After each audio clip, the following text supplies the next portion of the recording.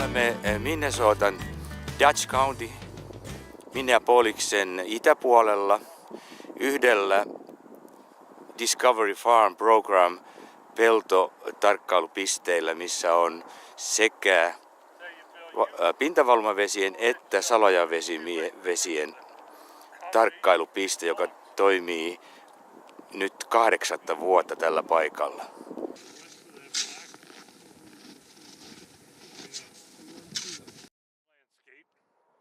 That's typical representative of this part of the state of Minnesota. At this particular site, we monitor the water that comes off of 25 acres. And we monitor both the surface flow, and there's tile lines under this field, and they all come to this point, both the surface flow and the tile lines. So it's easy for us to put all of our structures and instruments in the same site. The idea, the purpose is to monitor the movement of nitrogen, phosphorus, and sediment through surface flow and through the tile lines. So we set up here.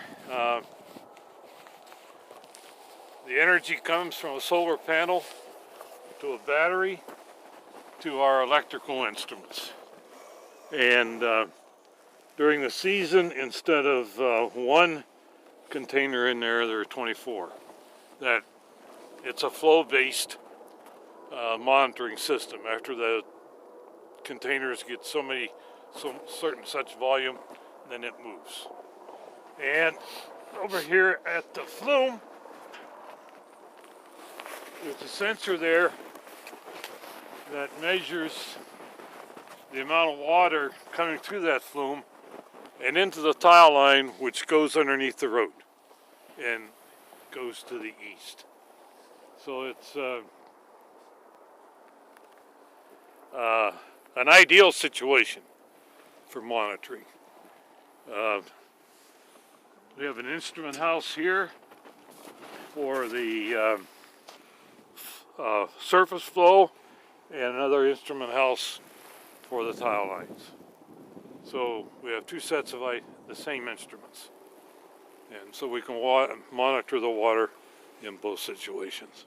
This spring, when all this melts, we get about 80% of the water that we're going to monitor comes from the spring melt of the snowfall. Yeah. Because the soil surface is frozen, it melts, it runs off. And the remainder of the year, if we get a real large rain, we might get some surface runoff.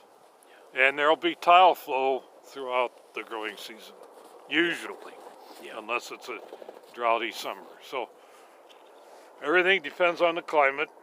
The amount of phosphorus that comes off by surface flow is about 70% of the total. Very little comes through the tile lines. Our soil loss here is, in terms, let's say it's approximately 500 pounds per acre. Now the NRCS limit is what, 2 tons, Bill? It depends on the soil, but it's at least 2 It's tons. around 2 tons. Yeah. So we're way less Pretty low, really. than what the NRCS acceptable value is. Now, total phosphorus loss has been in the range, when we add what comes off the surface plus what comes through the tile line, is about 1 pound of phosphorus per acre. Per season. Per growing season. Per growing 1 season. pound. That's not very much. And how much of that is, dissolved versus total? Dissolved versus particulate is a good question. In the tile line, it's all dissolved. Sure. On the soil surface, it's particulate. Well, I don't know, 2/3 particulate, 1/3 soluble, roughly. Yeah. Phosphorus is not an issue. The soil loss is not an issue. The nitrogen Could be, and on this particular farm is, because we get surface flow is not much. All the nitrogen comes through the tile lines, or the biggest share of the nitrogen comes through the tile lines, and that's in the neighborhood of 5 to 10 pounds of actual nitrogen per acre. Actually, as I said before, and as I tell other people, what we're measuring is actually a whole lot less than what people think is leaving the landscape. It's much less. It's in the order of 25% of the common perception. People think we're 4 times more than what we actually measure.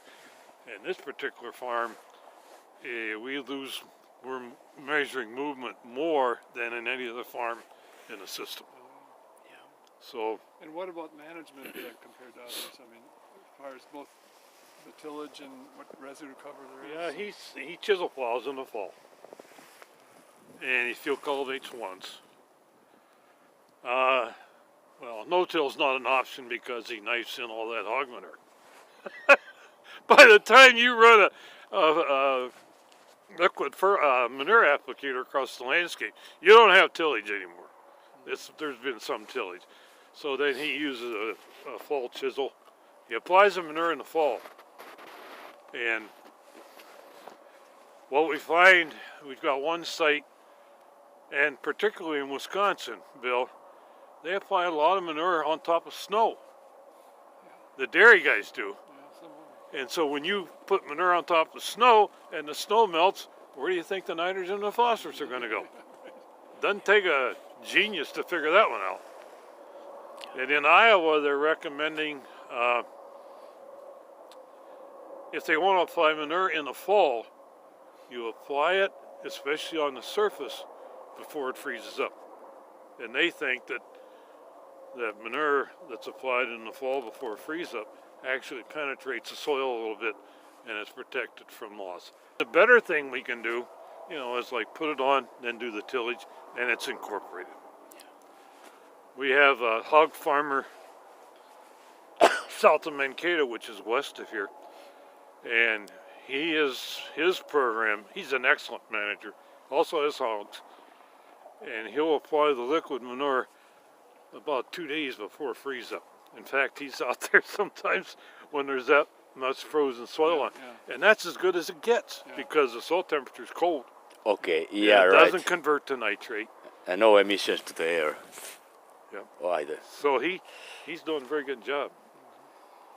We could make that's one aspect of the Discovery Farm. See, if we know what they're doing and we know how much is leaving, we can sit down with the farmer and say, we could do a better job if you would do this.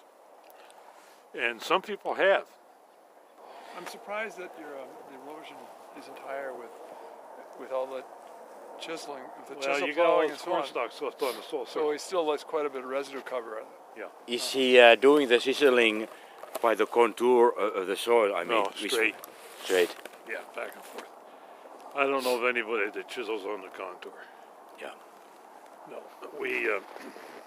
What would you estimate here during the season? How big a rainy event would cause some runoff? How much? Well, it depends on how dry it was when you got the rain. Yeah. If normal soil moisture, typical soil moisture, 1.5 inches of, I don't know how many centimeters that is, but anyhow, It's 1.5 40 millimeters, Okay. sort of. Something like that. Yeah, before you'd get runoff. Yeah. And then if it's wet on the soil surface when it rains, like you get two rainstorms back to back or sequential, then it's going to run off a lot more. Yeah. And these are well-drained soils, right? Yeah, they moderately well drained, Bill. Yeah, okay. It's got a silty clay loam texture. Silty clay loam, okay. Yeah, and Because I work in Wisconsin that we've done, it's a lot more sensitive. I mean, it doesn't take that much rain to create runoff. even in the Marshfield area. Yeah, Marshfield is, well, it depends, of course, on antecedent moisture, as you say. But my mind's eye is Marshfield sand.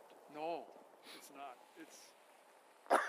it's well, it's a siltloam surface with a dense layer about 1.5 foot down. Oh, really? So it's really It's pretty, not in essential sands? no. Boy, was my thing. Few last technical questions. What would be the estimate cost to put up one of these units Here? here in any place? I mean, the cost and the maintenance procedure. Well, you're looking at $50,000 a year. Oh no, $50,000. So put it in. the initial cost would be $50,000. If you buy all those instruments in 2 shelters, Yeah. and there's a berm underneath there that you have to build to funnel the water in. Yeah, 50,000. Yeah, and then when you do the measurements, collect the samples, do the test, the lab, how would that be per season or something Well, estimate? if you look at cost per sample for the analytical analysis, $80. $80. And that will give you the nitrates and the phosphorus. Well, it gets this particulate phosphorus, soluble phosphorus, organic nitrogen, particulate nitrogen, nitrate nitrogen, and then the sediment. During the season, somebody comes each week or something and makes the collection and maintenance check. Yeah, there's a person that over in the Soil and Water Conservation District office, 10 miles west of here. And when that sampler gets full, he gets an email message. And like, get out here and collect the samples and put some more bottles in.